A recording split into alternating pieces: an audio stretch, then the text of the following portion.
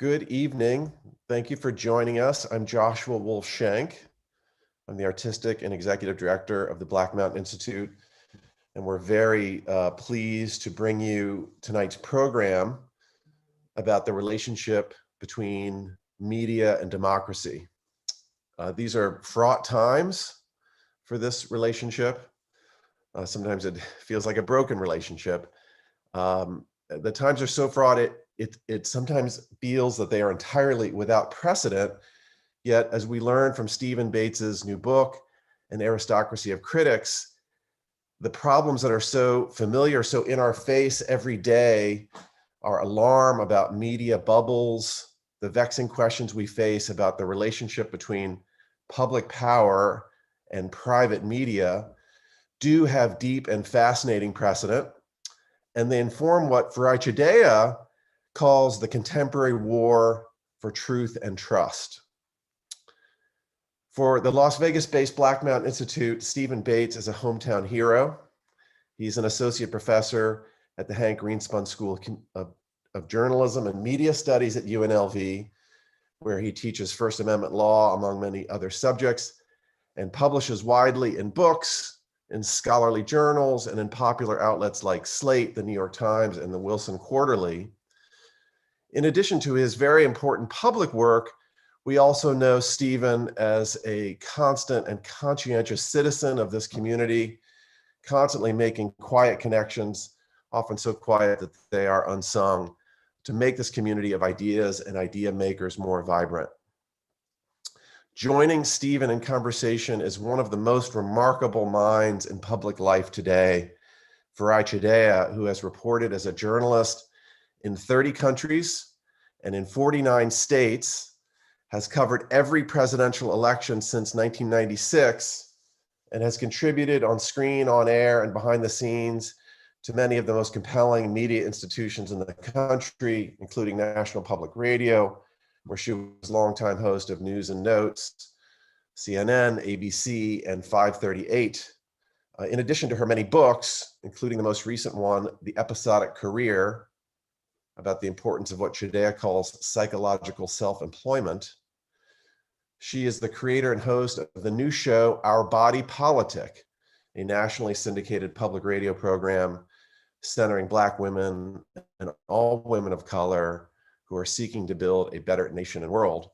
I love the way Farai describes her project as one rooted in listening critically to stories about our human journey, tracking the data on people, governments, and our global society, and studying media equity. That is, this is a terrific definition of media equity, how media can serve rural and urban Americans, people of all races and national backgrounds, and gender for the health of civil society. Civil society and its relationship to media and information really is at the heart of the conversation tonight. This is not an incidental relationship, but quite fundamental.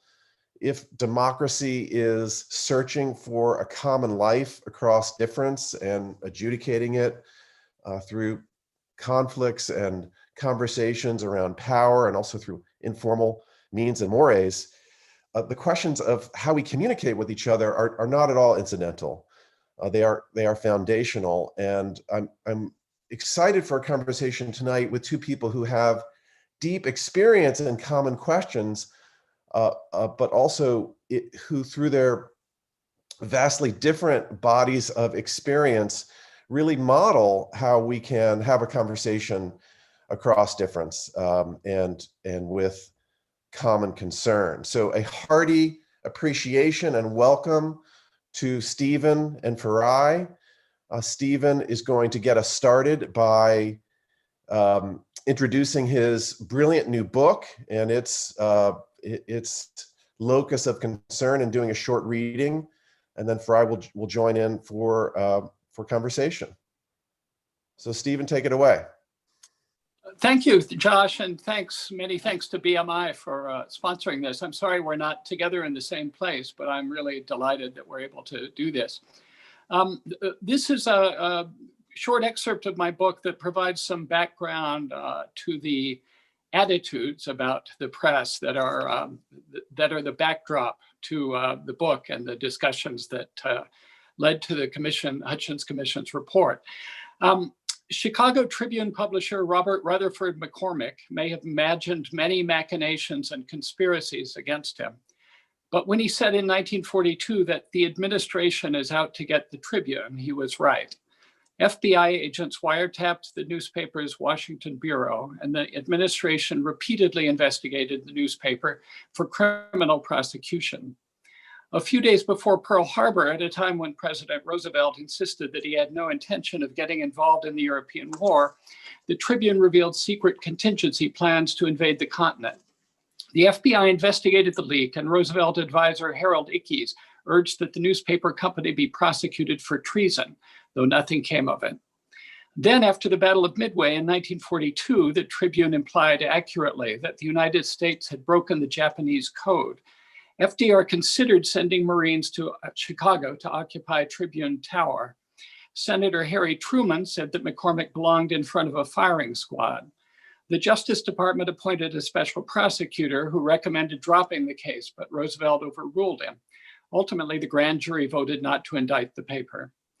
At FDR's urging, the Justice Department also considered charging the Tribune with sedition. An expert analyzed articles in the Tribune and found that their anti-Roosevelt themes echoed the anti-America themes of the Axis.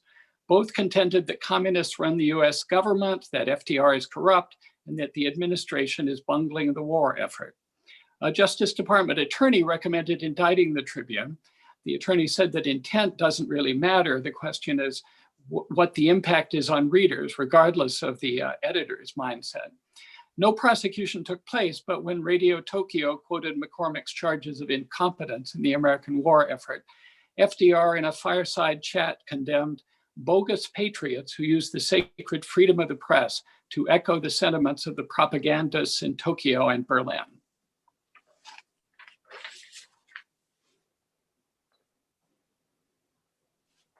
Sorry, I'm muted. It's a pandemic, what can I say? So thank you, Professor, and thank you, Josh.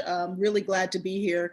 And this is a really important book, very important timing. I had spent some time in the past few years really making myself familiar with the Kerner Commission report, which happened in the late 60s, but this was its predecessor, different focus, but considered one of these tent poles that really holds up the way that we think about contemporary journalism and the battles that were fought over it. So what do we need to know? You know, you kind of brought us to the precipice of this work, and what do we need to know about it? Well, the background of it is that Henry Luce, who was a co-founder of Time magazine and was the editor-in-chief of Time Incorporated, in the 1940s thought that there needed to be a sort of reassessment of freedom of the press for a new age. And he spoke of it to his friend, Robert Maynard Hutchins, who was president of the University of Chicago. And after a bit of pushing, Hutchins agreed to organize this. They ended up recruiting a group of 13 white males. Hutchins was chair of the commission, mostly professors, to consider this, to investigate freedom of the press for a new age. They worked from 1943 to 46, published their report in 1947. It got mostly negative reviews at the time. The press didn't really like being criticized, it turns out. And then sank, kind of was unnoticed for several years. And then it was rediscovered in journalism schools and became kind of part of the canon there. It's not much known beyond that. And I think that it has some wisdom and some lessons that should be broader than journalism schools. Yeah, absolutely. I mean, you really take us into the process of the creation of the document and also some of the sort of meta narratives. I don't know if I'll be able to find it, but there was even sort of like, the general commentary. There's sort of like a sidebar that was produced around the same time. Why was it so, I mean, once you read this, you see that there was a great grappling of ideas. What were 2 or 3 of the major sort of schools of thought within the commission? Well, the commission ended up saying that basically the press is doing a fairly dreadful job and it needs to do better, but that the solution lies within the press, principally, that it doesn't lie in the government. To get there, over 2.5 years and 17 meetings, they had a lot of debates, in particular about the role of government. There were some people who said that the government needed to step in, especially in the antitrust realm, and break up giant companies. There was also a separate conversation going about content restrictions of various sorts, whether, for example, to criminalize hate speech. And then there was a conversation about whether there should be media access, whether the meaning of the First Amendment was really not being realized in a system where only rich people controlled the presses. And then the other side is, of course, the libertarian position that this isn't a job for government. Yeah, I mean, there was, to that point about who owns the press, I don't know if I'll be able to find it, but it essentially, I'm not going to find it. I hate it when I found one of your brilliant moments that I can no longer find in my notes. But I think that oh, here it is. That if the wealthy monopolized the press, essentially, quote, you would be breaking down the democratic process. And that's not really kind of where things ended up going. That school of thought about ownership is not really where the process ended up in the end.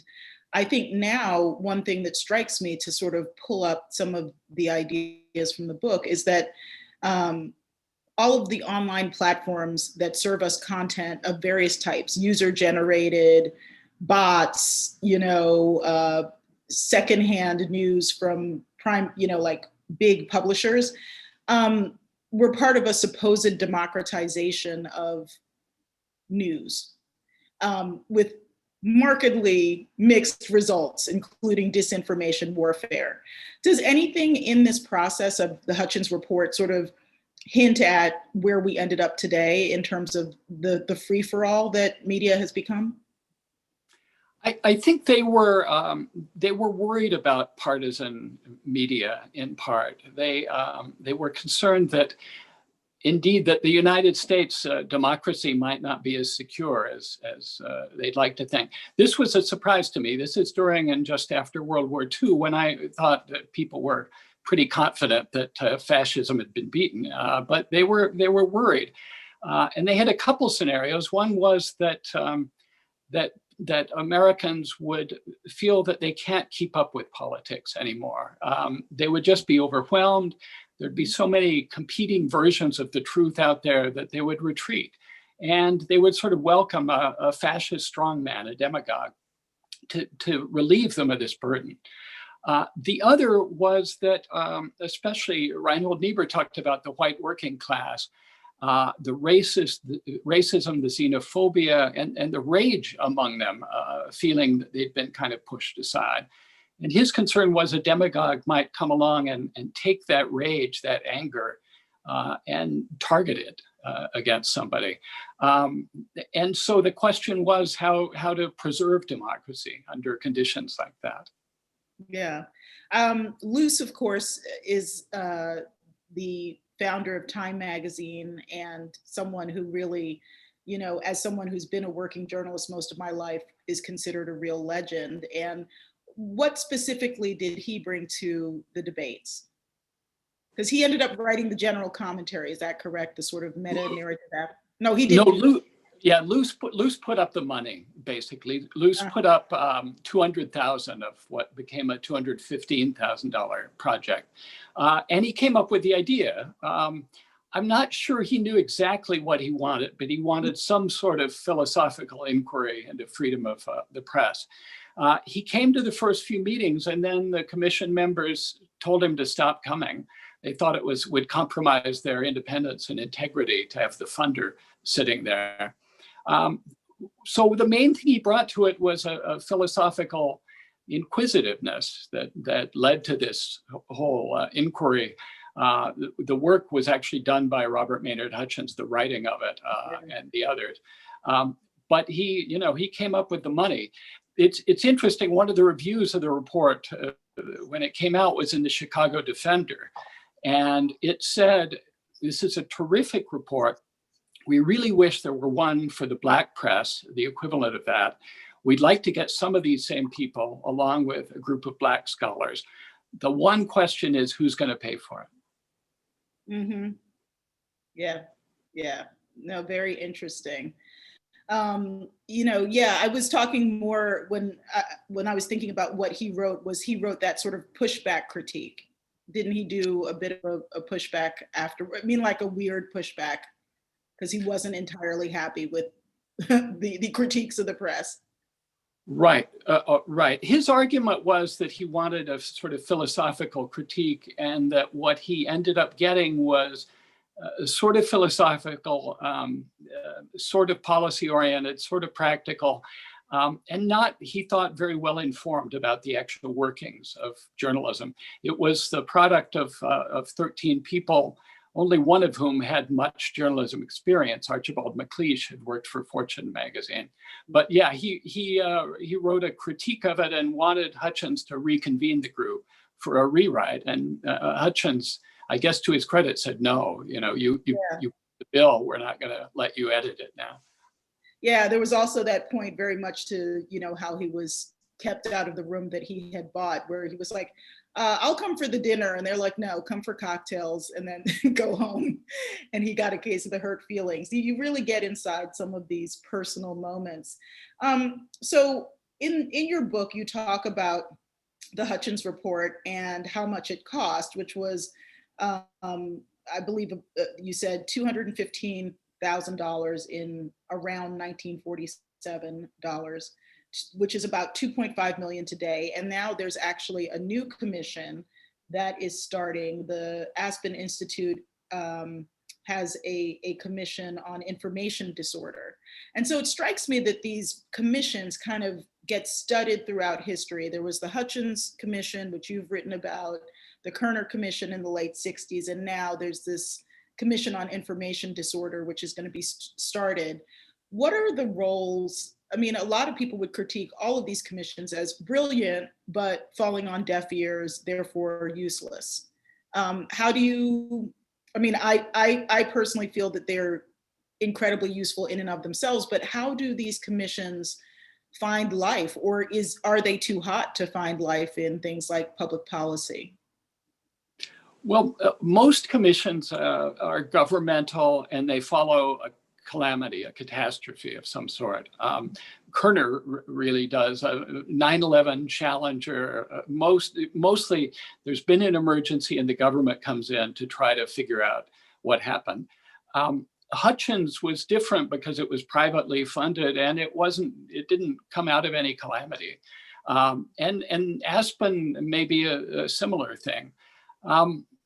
One of the trade-offs, I think, is whether a commission is organized so as to produce a work of great wisdom, or to make a splash. And if it's trying to make a splash, it probably wants to be unanimous. That was the case with the Hutchins Commission. And that means shaving off some points of controversy or dissent. And then the third possibility is actually make a difference, which you mentioned. Hutchins didn't make a big difference at the time. Some of these other commissions, governmental ones, have. But even when they don't, I think they can sort of lay down ideas that then may get rediscovered or may influence the conversation later. Yeah. I mean, in the introduction of your book, you sort of frame up the relationship to these modern questions like echo chambers and trolls and deplatforming. But you said these problems affected the United States of the 1940s. Many of them afflict the United States of today. Also, you write about the 1930s. Some feared that democracy would degenerate into rule by an angry mob. And so to me, that also speaks to the cyclical nature of politics, which is calmish until it's not calm at all. What parallels are there between the 30s and 40s and the, sort of era, post-Obama era to now? One of the things they were very concerned about was information bubbles. People on the right, they said even being able to speak the same language as people on the left. And they thought the media had a big role in that. They talked of how someone who reads Reader's Digest can't speak to someone who reads PM anymore. Niebuhr talked of the fact that people may interpret facts differently depending on their political perspective. But the larger danger was people didn't even share a factual background at all. William Ernest Hocking, who was a philosopher on the commission, talked about the danger of partisan media that simply tell people what they want to hear. He said, bellow out their own opinions at them, just tell them how right they are. And he said, feed their rage. Hocking said there's money to be made in fomenting hatred on the part of a press audience. And one thing he said that struck me is that once you go down this path as a news organization, you can't turn back because the audience won't let you. Once you win them over to a partisan perspective, if you try to go centrist, forget it. Isn't the history of American news, though, rooted in partisanship and feuds? I mean, our idea of the more dispassionate media is more of a modern construction. Right, it is, and the Hutchins Commission wanted to reinforce that, the idea of objectivity. It may turn out that that objectivity was the sort of freakish moment in American journalism. Maybe partisanship will be the norm at the founding, and maybe that's where we're headed now. Yeah, I mean, I think to me, I've been looking a lot at questions of objectivity and how it's enforced. And as someone who's spent so much time in newsrooms, I think what one person finds objective is often different from what another person finds objective because of what's considered normative in American life. Like, I think a lot of objectivity is linked to perceived norms. And we are a nation of great differences. And so even when we think about the First Amendment, you get into some really interesting territory here. In the end, the report didn't really mount an attack on the First Amendment, but there was discussion of whether or not the First Amendment needed more restriction. I'd be very curious to know more about, how the First Amendment plays out against the tapestry of this commission's work. You talk of objectivity, and one of the points that they made was the report calls for what the phrase they use is truth about the fact, the idea that a fact presented in isolation may be very misleading, and that therefore you need a context surrounding it. Reinhold Niebuhr on the commission said, the trouble is truth about the fact is subjective in a way. That if you ask what context a fact falls in, you're going to get different answers from different people. So that's part of the way they approached objectivity. With the First Amendment, Hutchins at one point said to the commission members, the First Amendment is really a hindrance, isn't it? Because they were coming up with these kind of venturesome, colorful ideas for a newspaper that would be required to publish a page of government-provided news, for example, or some sort of commission, an ongoing governmental entity that would tell a newspaper your pages aren't fair enough. Here's what you have to do. The First Amendment, they realized probably wasn't going to allow that sort of thing. One member made the argument that you hear a lot now, which is basically the First Amendment is not absolute. It has some exceptions, therefore it should have my exception. They didn't end up going with that, but they did say freedom of speech is one value, but order is a second value, and justice is a third value. And we'll always be triangulating, trying to fall between those three somehow. Yeah, you have here, like a proposed change to the First Amendment. From Congress shall make no law abridging freedom of the press, which exists, to adding, except in those cases in which the press is engaged in deliberate lying. And so I'm just curious from your perspective, how do you view, I have been in rooms with really accomplished working journalists who were like, yeah, we need a standard like that. They're like, the First Amendment is being used as a sword and a shield to kill the truth, because anyone can claim First Amendment rights. And I find the debate fascinating, and I think I'm probably in camp inertia. I mean, I love the values of the First Amendment, and I also see how the weaponization of falsehoods is hurting the country. How do you, as a scholar, look at, I'm curious if you have an opinion on what the role of the government should be here, or if there are any ways to think differently about the First Amendment, or whether it shouldn't even be touched. One of the things that appealed to me in telling that part of the story was just the audacity of these people who would think they could rewrite the First Amendment. I mean, this is a group of 13 mostly professors who spent some time thinking about rewriting the Bill of Rights. One of them said we need a codicil to it, saying that the rights enumerated in it are only to be enjoyed by people who exercise them in a responsible way. So that, that was probably not very realistic of them, but it did show some guts.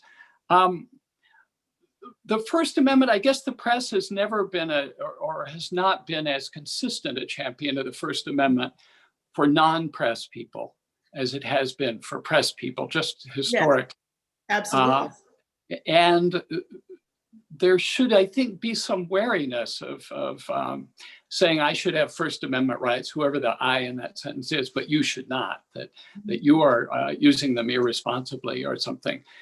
It probably would be much easier for the press and maybe easier for the political system if we could outlaw lying, but it's pretty hard to do.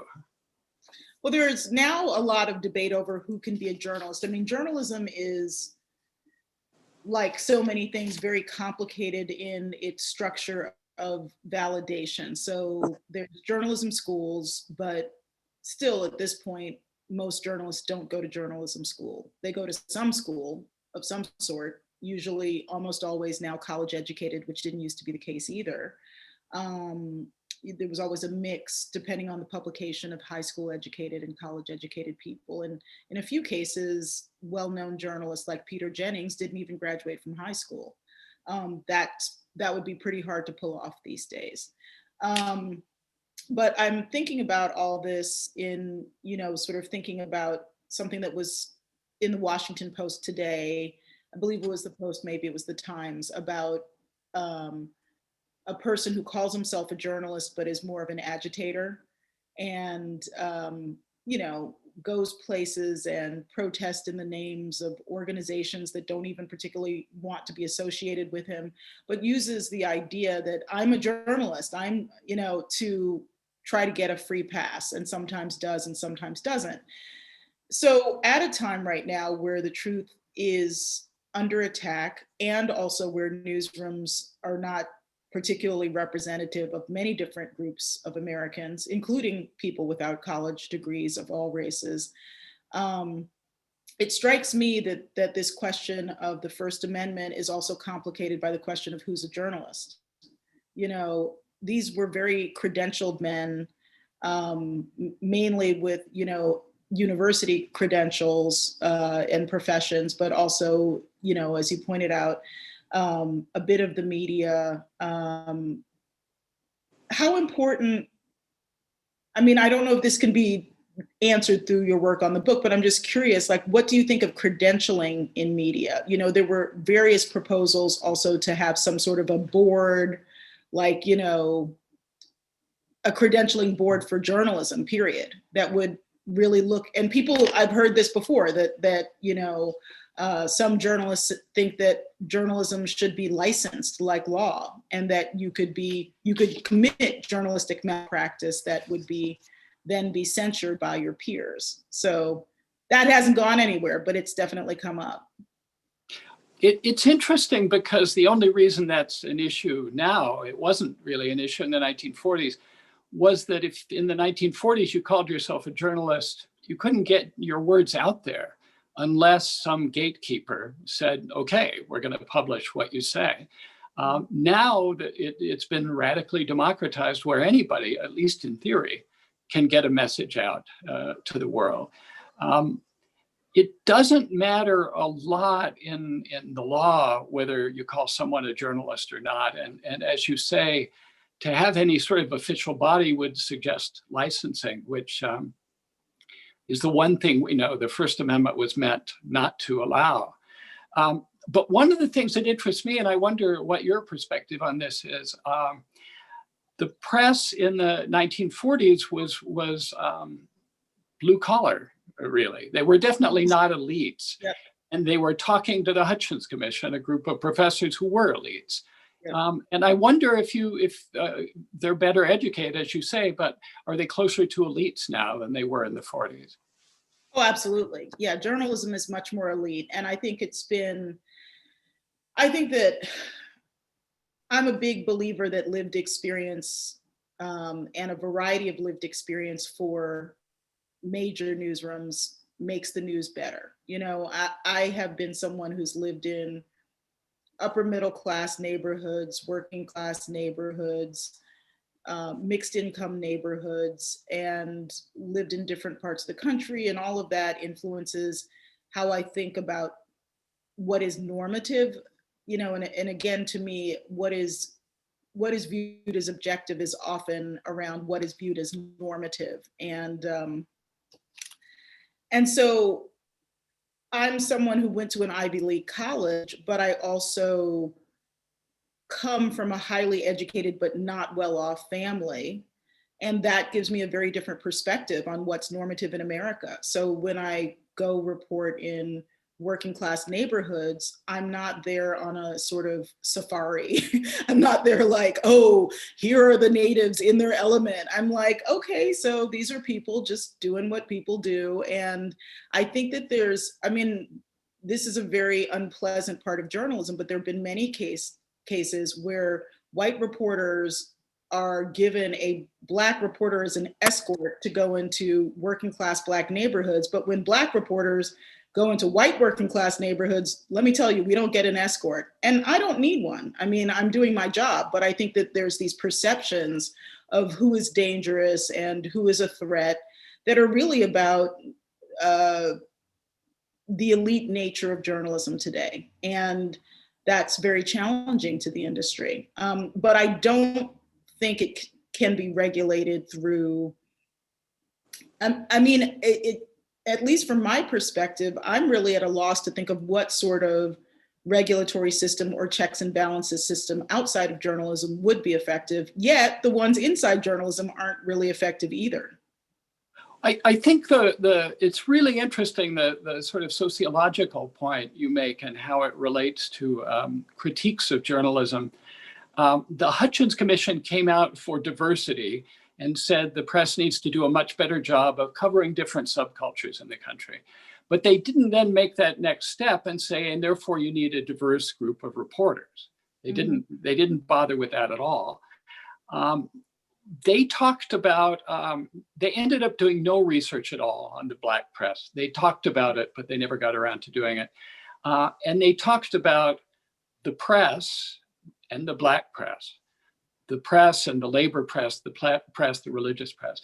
But the Kerner Commission, which you mentioned, talks about the white press and the Black press. I think that goes to this objectivity point, and it's a step they couldn't make themselves, or didn't anyway.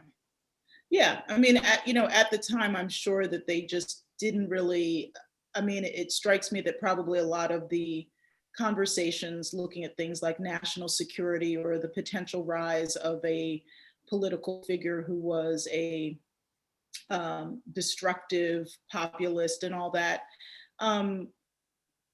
Black Americans probably didn't fit heavily into those frameworks. What do you think might have been missed by not having a diverse commission? I mean, it's hard to imagine a diverse commission, but what narratives, in addition to the Black press being left out, America has always been a multiracial country with many different types of people in it. On their list of research to do, one of the things was interview editors and people at the Chicago Defender.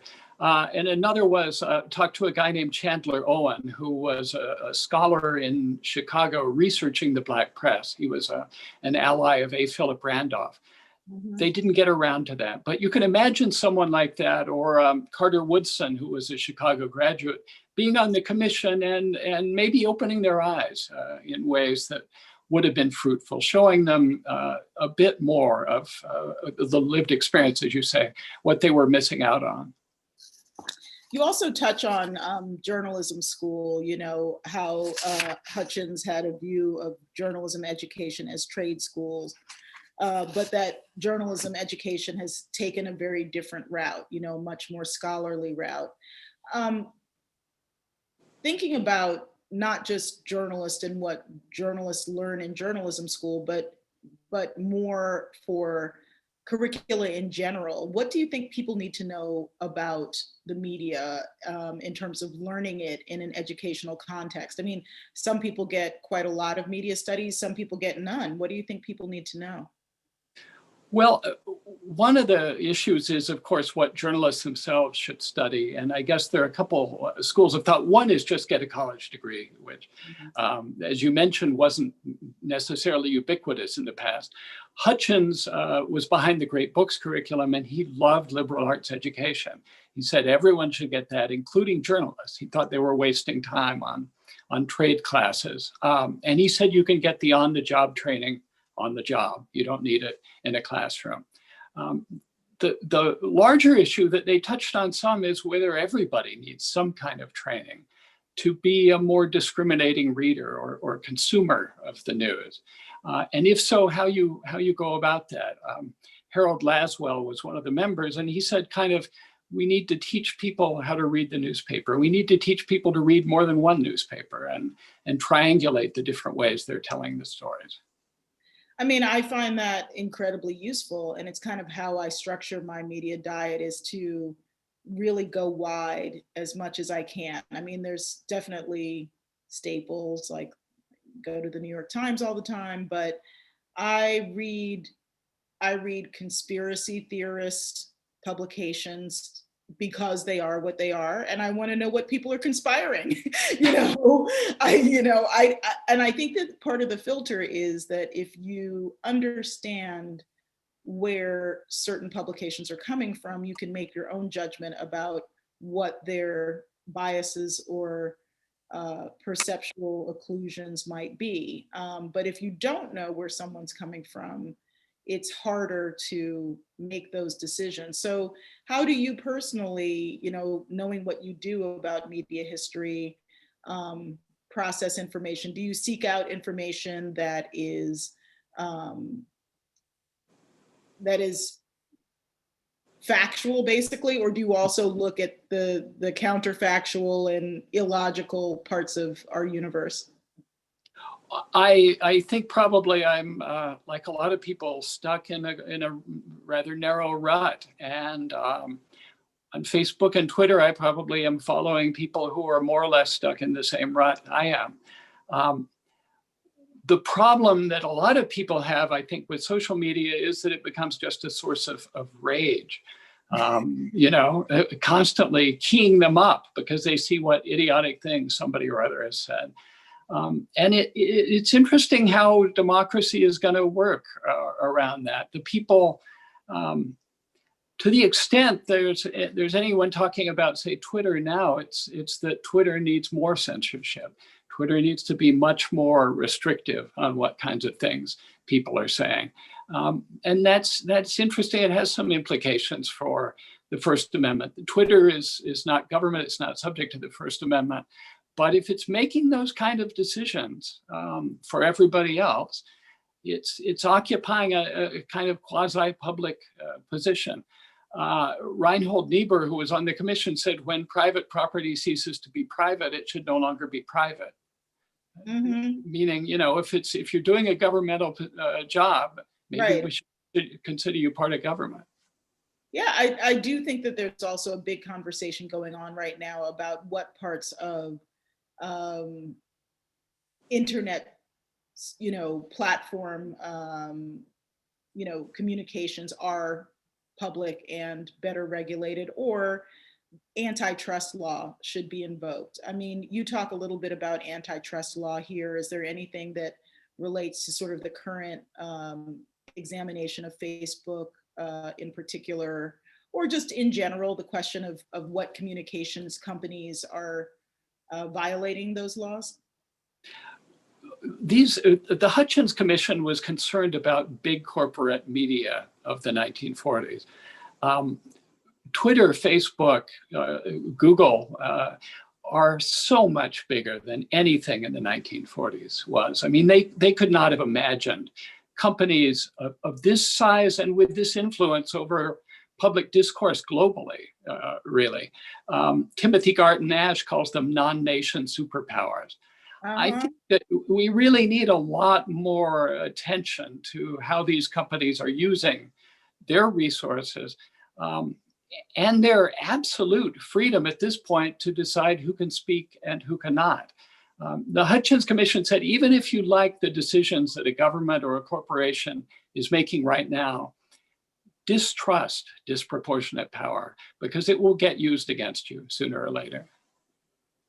I want to jump in and remind the audience that we'd be glad to take your questions.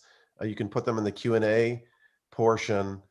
And I want to pose a question. Someone asked, does investigative journalism have any relevance in today's world? And it makes me want to ask both of you, what is a journalist in an environment where knowledge is constructed and deconstructed and dispersed across so many sources? Is there a working idea of what, let's say, a healthy, constructive journalism is? It's not access necessarily to a traditional organ. As you say, Stephen, the numbers are just staggering. I think the largest circulation newspaper in the world today is in Japan with 10 million. Compare that to 3 billion users on Facebook. It's just, as you say, that it is a difference between a journal and a nation state. So how do we think about journalism? I think journalism is better thought of as process rather than journalist as individual. And that if somebody is gathering information, somehow putting it in a readable fashion or comprehensible fashion, and putting it out there for an audience, that's journalism. That includes some people on Facebook. Maybe that excludes some people in the New York Times. But Farai, what does that fit with your experience, your sense? I mean, I resonate a lot in terms of relating to what you just said. And I actually do very much think of the quest for truth as a process. And for me, as a journalist, that quest for truth requires constantly looking in the mirror, metaphorically, and saying, what are my interests in getting a certain type of story? Am I putting my agenda ahead of the reporting?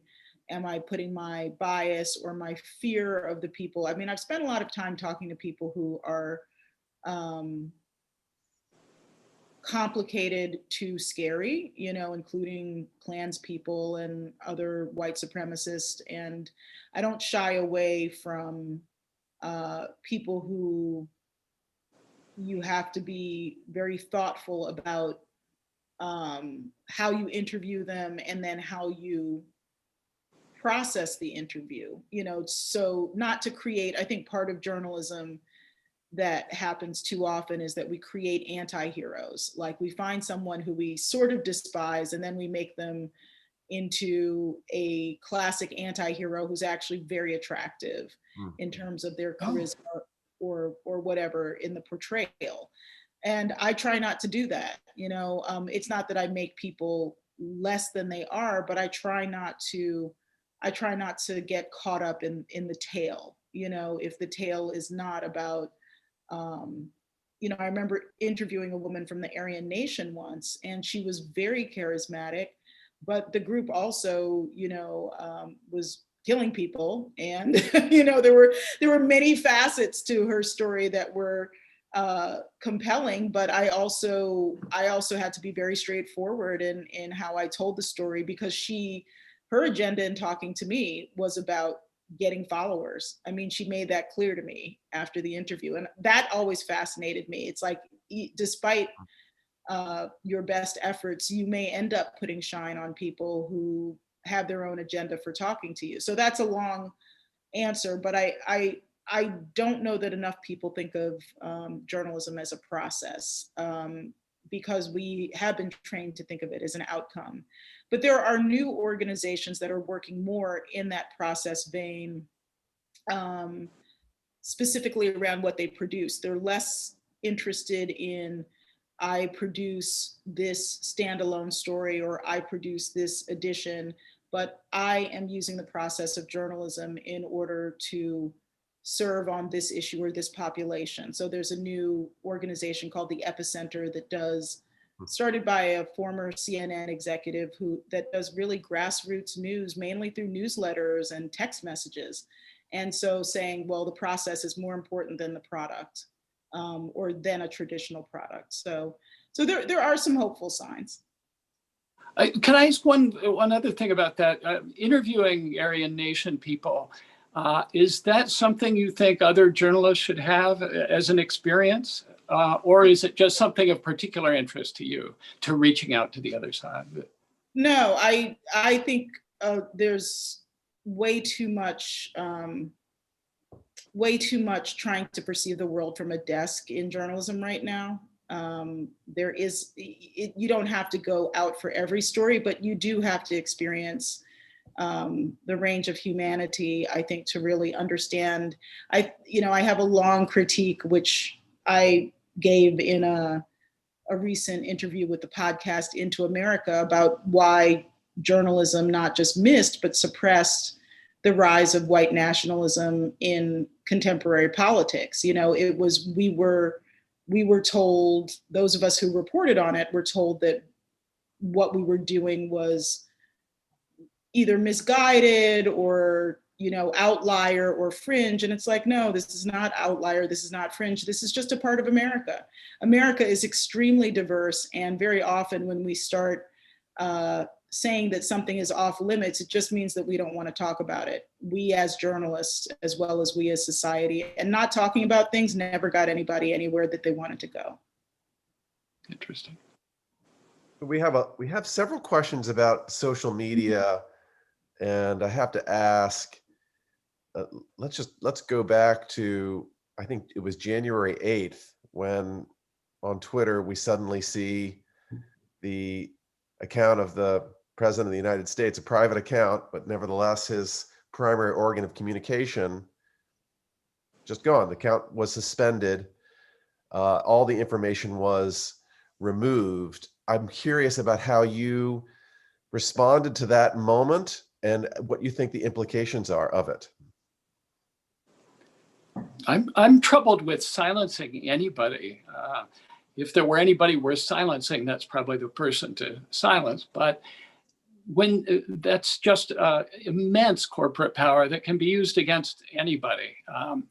And as the Hutchins Commission said, the danger is that when you like the decision somebody is making with immense corporate power, you'll think that corporate power is not a problem.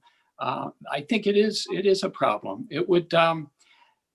I would like to see the government do something about that, break up these giant corporations or establish common carrier rules where they can't regulate content. I mean, we're on Zoom now. Think of it. If Zoom suddenly said, we don't like what you're saying, we're interrupting this program. We really need a place to have public discourse electronically now that has something like the First Amendment applying to it. Yeah, I have complicated and conflicting feelings. I mean, when President Trump was removed from the platform in the very last days of his presidency, disinformation dropped by 73% by one measure. 73%, because it's like dropping a big stone into the middle of a pool. It's like all these ripples of disinformation, which is,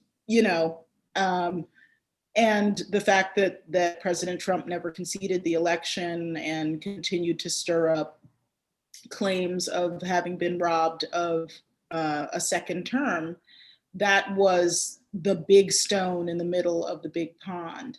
But I think that if Twitter had followed its own stated rules, they would have just deplatformed him earlier, but they couldn't because he was the president. And then finally they did anyway. So it was kind of like the biggest half a loaf.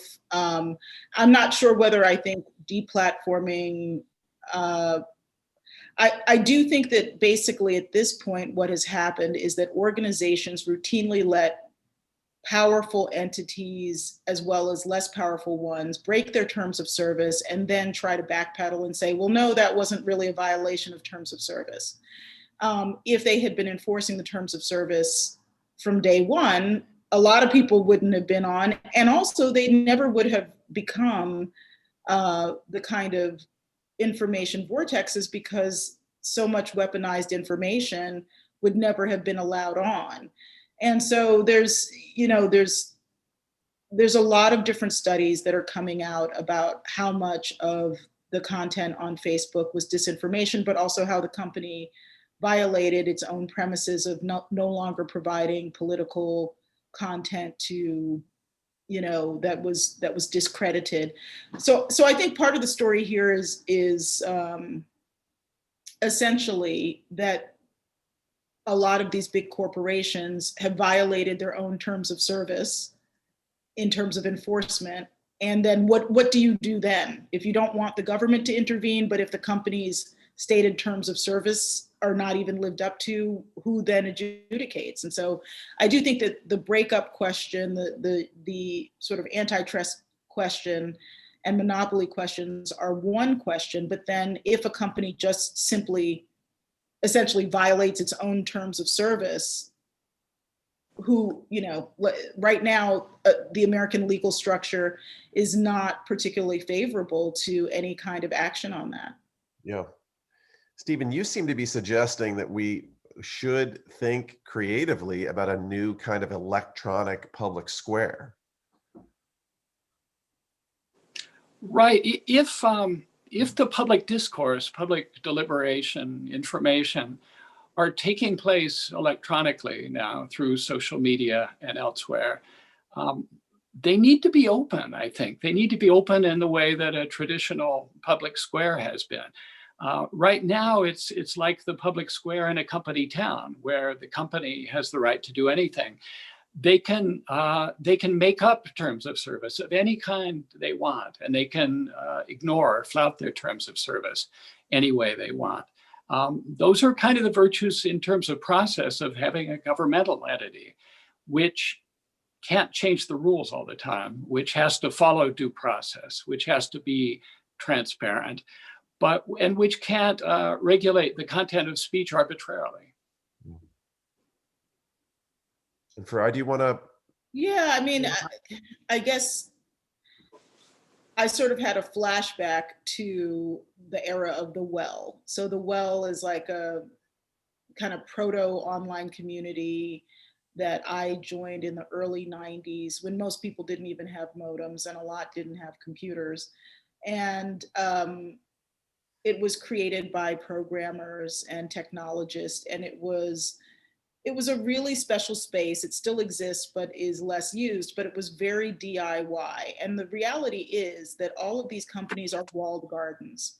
You can do anything that they do outside of those platforms, but you won't have anyone there to do it with. The platforms have essentially perfected scale. So when I go on Twitter and 71,000 people follow me and I follow a few thousand, I use Twitter to just read sentiment in America. I subscribe to white nationalist accounts. I subscribe to European news accounts. I subscribe to African news accounts. And when anything happens, I see who lights up and who doesn't light up.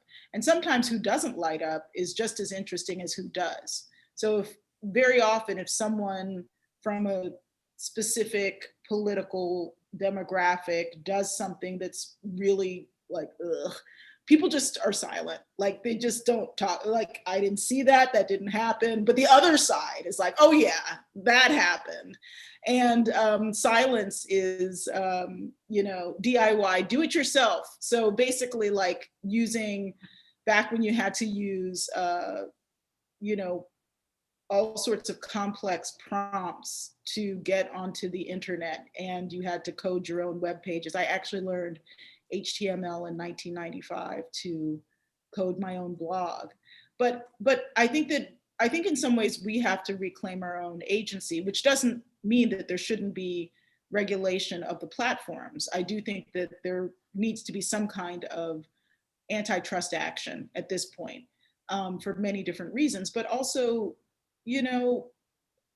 the internet is not controlled by Facebook. It's not controlled by Twitter. There are ways to seek out community in spaces that are not as populated. That has pros and cons, but I think we also just have to remember we have other options. Yeah. The well is a really interesting example, I think. William Ernest Hocking on the Hutchins Commission said there's the liberty of the garden and liberty of the weeds. And he wanted something more like the well, something curated, something manicured. But the First Amendment really is liberty of the weeds. If it's, it's going to be really messy out there. The First Amendment is not pretty and it's not popular on the whole. Yeah.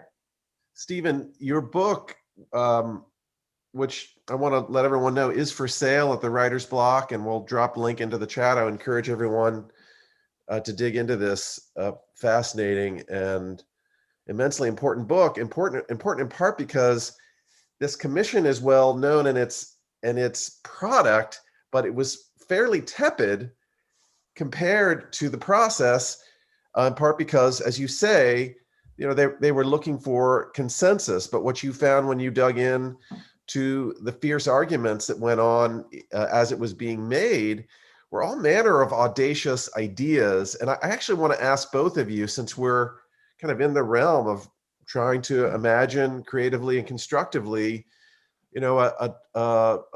new modes of discourse in this, in the 2020s.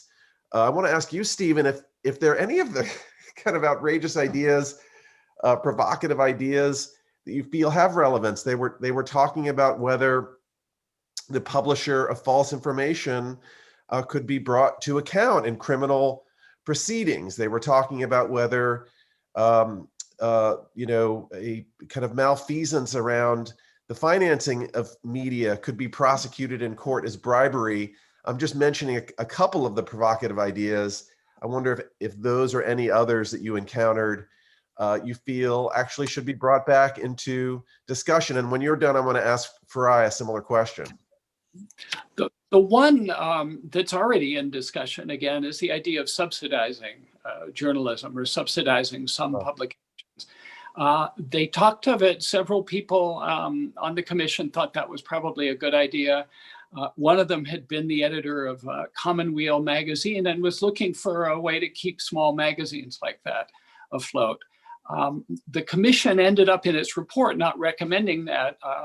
Zechariah Chafee, who was a civil libertarian law professor on the commission, thought it was a bad idea and that government would inevitably bias politically anybody who was trying to help out.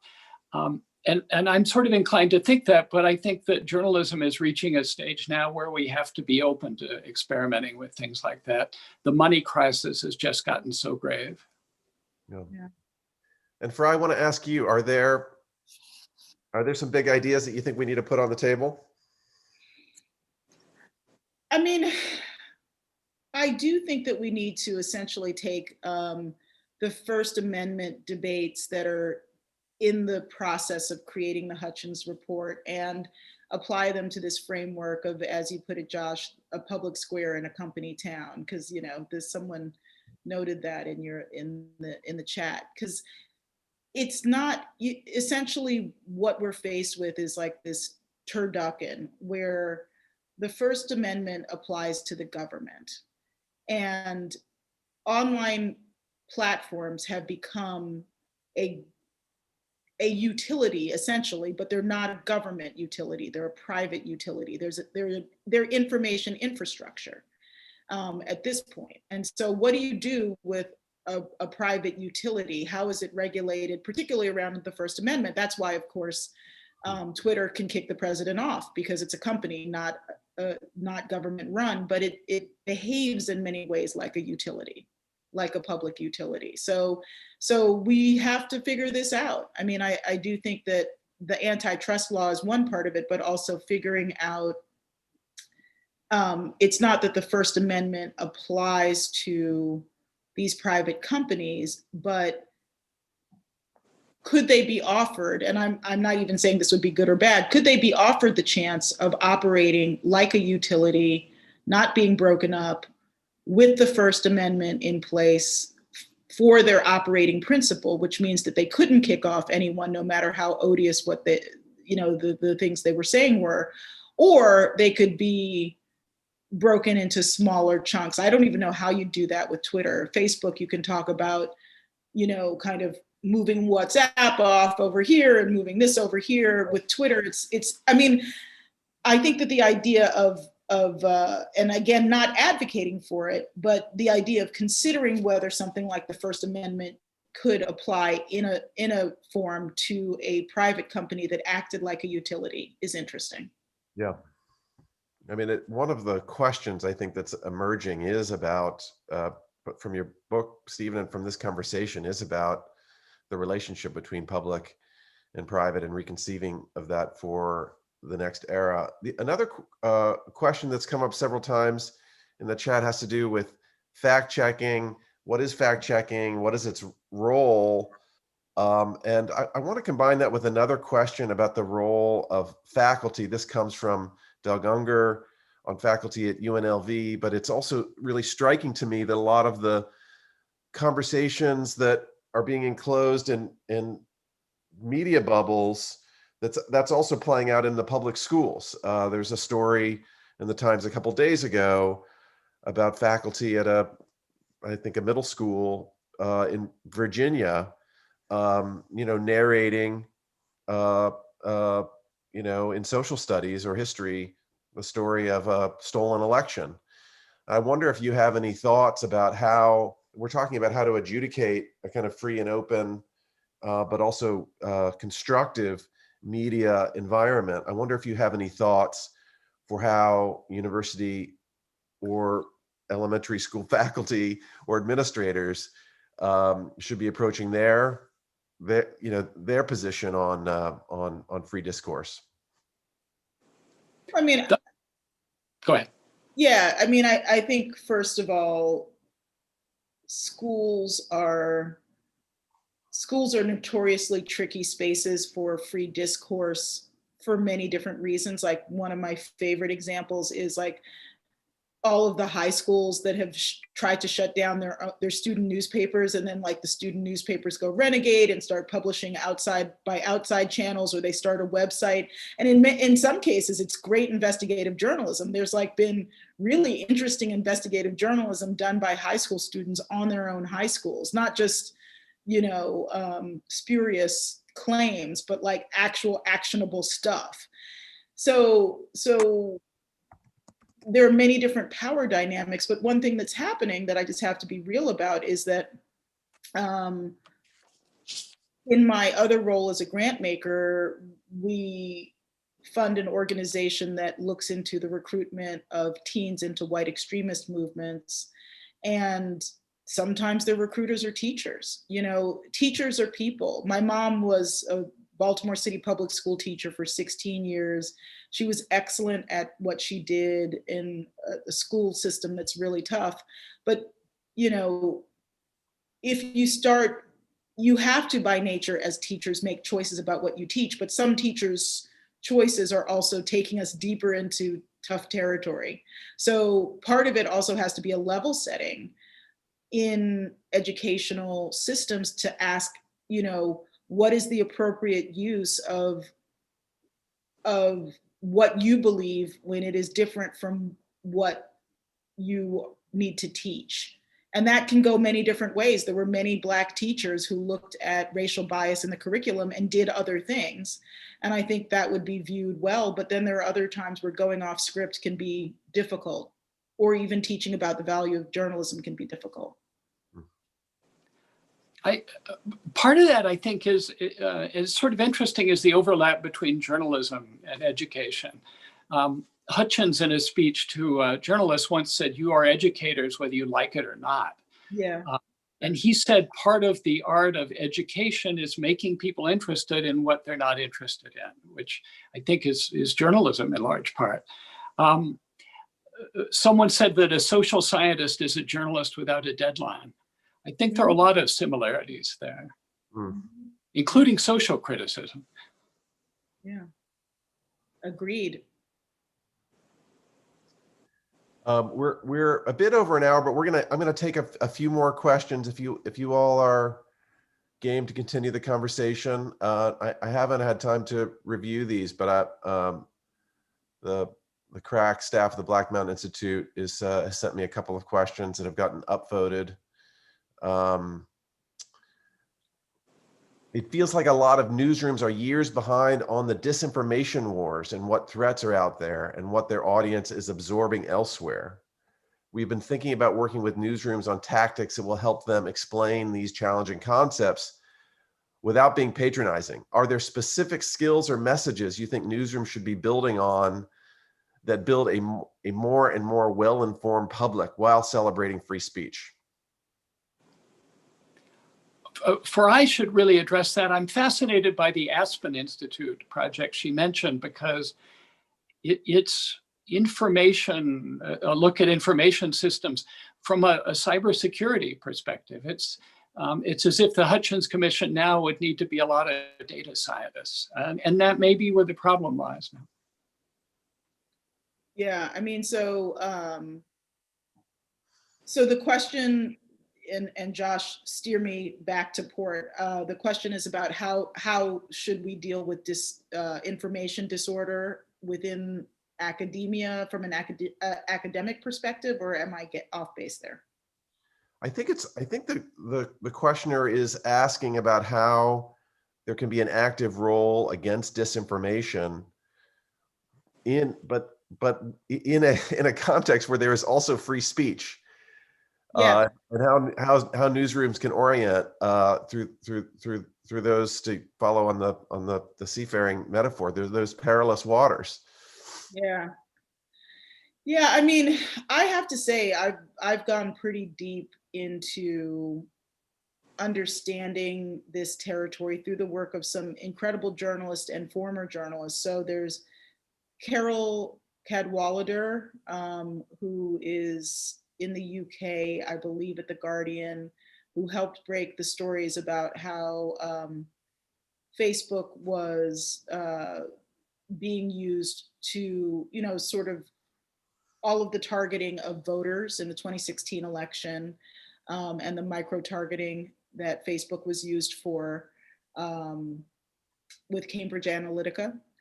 And there was later a really great, I believe it was Channel 4 UK, might have been Channel 5 UK. I'm not sure on the channels, but there was a great television investigation where a reporter from the UK came to the US to, I believe it was Milwaukee, it was definitely in Wisconsin, and just walked around talking to voters who had been in this Cambridge Analytica file scraped off of Facebook, and was like, oh yeah, they thought you would be this, they thought you'd do this, they wanted to discourage you as a voter, did you vote? And like these incredible interviews about the end stage of information warfare on voters. And so I think all of us can seek out those incredible resources of people who publish on this. There's an organization called First Draft News, which is mainly a journalist-facing portal for rooting out disinformation in your coverage, but also does some, consumer-facing stuff. There's AI for the People, which focuses on disinformation warfare against Black Americans specifically. So there's a growing cadre of really amazing organizations. But a lot of it is pretty inside baseball if it's not stuff you follow all the time. And so I think part of it is, who's the interlocutor between the people who have this deep expertise and people who are more casually consuming this. But Carol Cadwalader, and I think it's Cadwalladr.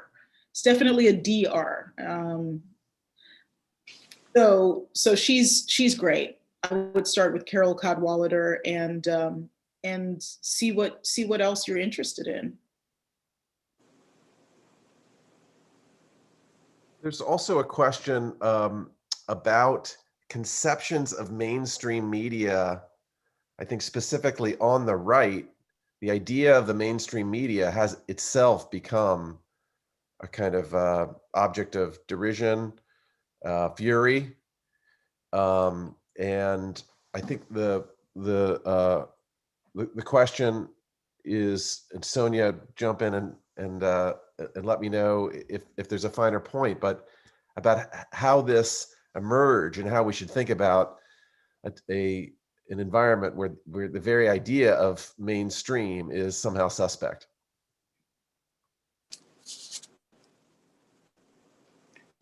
I guess partly it goes back to what we mentioned with the Kerner Commission, the idea that it's not the press and the Black press, it's the white press and the Black press. And I wonder if the mainstream press we should think of as the centrist press and the partisan press. Yeah, from my perspective, I've been talking a lot in terms of the, trying to help think through for myself and publicly for others, the rise of white nationalism in contemporary politics through a frame of what I call establishment whiteness, which is that establishment whiteness is a construct that often gets bundled into mainstream journalism, which essentially assumes that whiteness is invisible and insignificant. That, when people are described in news, you would say, in some cases, a Black man, an Asian man, but you wouldn't say a white man until recently, because whiteness was kind of rendered invisible. And that was kind of a pattern of establishment whiteness, which just thought it was unremarkable that to be ascribed, that people would be described as white, or that pattern recognition skills applied to other races would be applied to whiteness. And so I think that the trope of the sort of mechanisms of establishment whiteness, for me, that, like what I'm thinking of as a trope is that whiteness is invisible most of the time. It's not to be remarked on, but other races are to be remarked on. And that middle classness is invisible, not to be remarked on. But poverty is to be heavily remarked on, and wealth is to be heavily remarked on. All of these are signals as to what the normative frame of the discourse is. And the thing is, it's like, I think that there are many different types of Americas, and to think of all of them as having their own operational frameworks, and that part of journalism's work is to take you in and out of the other frames with a sense of truthfulness and a sense of exploration, but not to privilege one frame over the other. And that's really hard to do. But essentially, I think that mainstream journalism has privileged a sort of not just white middle classness, but white upper middle classness in its normative frame. And I think we have to begin to reconsider how we can be more inclusive, both in who's inside the frame and also of how we approach people outside of the frame, because the frame of the newsroom then becomes a very difficult place for someone like me to work, and has been in many ways. I think that's a really interesting lesson, and maybe the modern update of question authority should be question neutrality. just understand what the framework is, in which the assumption is this is neutral or this is the norm, and everything else should be judged as it diverges from it. Yep, I couldn't agree more. Well, I love watching your minds work with each other. We have many more questions, but I think we should call this a wrap, and we should appreciate that when the questions really begin to flow, we've really done our job, and we're in the process. I think this idea that reframing journalism begins with a series of actions and questions, and not with an outcome, it's certainly one of my main takeaways. And I want to think about, what are the qualities when that's done really well, and where are the places when it breaks down. It's certainly beginning with a lot of curiosity and openness, which you two have engendered tonight. That is the place to start. Farai, I love seeing you. I want to just tell the group, which is probably mostly a Vegas audience, that our conversation began about a year ago, pre-pandemic, with the idea of having you as a regular guest in Las Vegas to help us sort through the way that the vexing, urgent questions of our city really relate to the questions of our country and world. And I hope that we can, I was just thinking, I want to wrap this up and go for drinks. I hope we can. Yeah.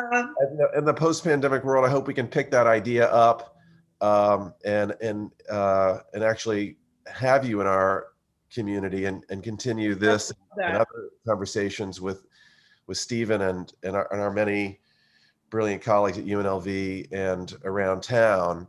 I really also want to encourage. There's so much to follow in your body of work.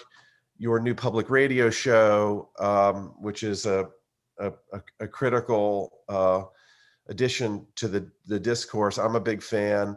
I want to point people to who I hope will buy Stephen's book, to your lengthy treatment, I think, for the Shorenstein Center on the Kerner Commission, which is a terrific accompaniment. Could print that out and tuck it in Stephen's book and read the two together. For a really wide-ranging view of how to think about the problems and opportunities around the press. Stephen, thank you for everything you've done for the community, and congratulations on this terrific book. Thank you, Farai. Thank you. Thanks to the wonderful Black Mountain Institute staff. Lily Allen designed this beautiful background that I have behind me. Sada Ortiz, who is our program director, Layla Muhammad and Vera Blossom work with Sada to bring our many public programs to you, including a spring season of Black Mountain Radio coming in April, which is an artist-driven and Vegas-centered look at arts and culture. It's our primary offering in these strange pandemic times when so many of us are, we are withdrawn, but we're more hungry than ever to really connect and communicate. So please watch for that. And we have several programs coming up quite soon. Every Friday this spring, we're doing a family-friendly comics workshop through the artists that we work with at the Believer magazine, which is BMI's flagship magazine. That's this Friday at 4:00 Pacific, and most Fridays this spring. We have the brilliant PhD fellows, the creative writers, poets, fiction writers, nonfiction writers, who are our fellows at the Black Mountain Institute, will be presenting their work on February 22nd. We're also proud to be part of a consortium of literary organizations presenting the writer Heather McGhee for a public talk on Tuesday, March 2nd. And you can find out about all of this at blackmountaininstitute.org. If you're not on our mailing list, you really must be. Once again, Stephen Bates's book, The Aristocracy of Critics, is available for sale at the Writer's Block. our independent bookstore. Please follow that up and follow up on that link. And with that, I want to just say, I can't see the audience, but thank you all for being out there in the digital space, which we're going to continue to try to reimagine. And once again, Farai Chideya and Stephen Bates, thanks so much for your presence and your brilliance. Thanks so much, Josh. And